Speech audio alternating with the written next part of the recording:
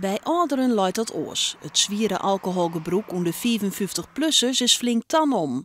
In 2005 dronk 1,7% een heel soort. In 2010 gaat het om maar liefst 4,5%. Ouderen hebben meer vrije tijd, meer geld te besteden, maar misschien ook meer problemen, gezondheidsproblemen zoals eenzaamheid hebben, wat ze toch wat meer wegdrinken. Er wordt in Friesland stadig gewoon minder smookt. In 2005 smookte 28% van de Friezen, in 2010 docht 24% dat. Hetzelfde geldt voor het onverantwoorde alcoholgebruik. Dat wie in 2005 35% en in 2010 31%. De verwachting is dat deze trend terugzet. 60% van de rokers die wil stoppen met roken.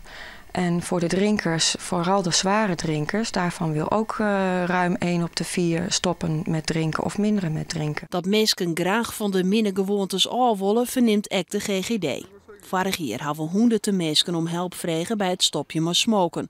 En dat wie 4 keer zo volle als het hier daarvoor. In 2011 zat de begeleiding van stoppen met roken voor het totaal zeg maar, in het basispakket van de zorgverzekeringen.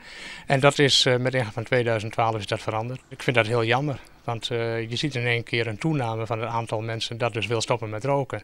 Ja, en die mensen die willen misschien nu nog wel stoppen. Maar die melden zich in ieder geval voor een heel groot deel niet meer bij ons. Toch moet het tal smokers en stevige drinkers nog wel naar onderen.